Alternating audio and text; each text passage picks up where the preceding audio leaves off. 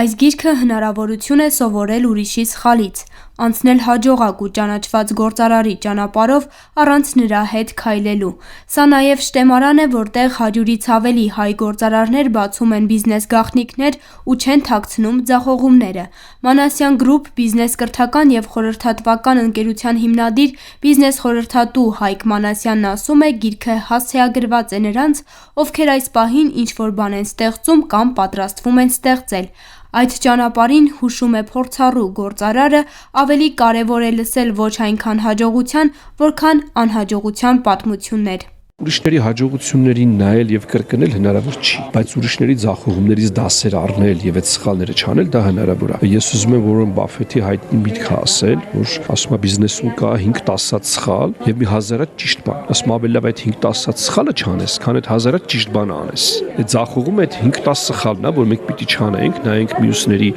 դառը փորձին, այդ սխալները հնարավորինս թույլ չտանք։ Մանասյանն արդեն 14 տարուց ավելի բիզնես կրթության ոլորտում է, կարծում է հայ գործարարները երկու խնդիր ունեն։ Ես մի օրինաչափություն եմ նկատել, չնայած գնալով դա փոխվում է, որ այն գործարար սերունդը, որը գալիս էր նախկին ժամանակներից, իրենք չէին սիրում կրթվել, այսինքն չէին սիրում գործարարության մեջ կրթություն դնել, դա հիմնական խոչընդոտն է, որը հիմա էլ կա։ Ամեն ինչ միանգամից են ուզում, բացատրում է Մանասյանը, առանց երկարատև ներդրումների ու կրթության։ Այստեղ էլ առաջանում է երկրորդ խնդիրը՝ ստեղծարարության պակասը։ Հայ գործարարների մեծ մասը բիզնեսն ասոցացնում է միայն շատ փող աշխատելու հետ, մինչդեռ Մանասյանի ձևակերպմամբ միայն փողի համար ստեղծված ընկերությունները դատապարտված են ձախողման։ Մենակ փող աշխատելու վրա հիմնված բիզնեսը ամենաաղքատ բիզնեսն է, որտեղ ինքը փողից բացի ուրիշ արժեք չի ստեղծում։ Իսկ բիզնեսը պետք է արժեք ստեղծի։ Արժեքը դա ավելի մեծ բան է, իսկ արժեք ստեղծելու համար պետք է ստեղծարարություն անել։ Պետք է ստեղծել մի նոր բան, որ ինքը դառնա արժեք, մեծ արժեք։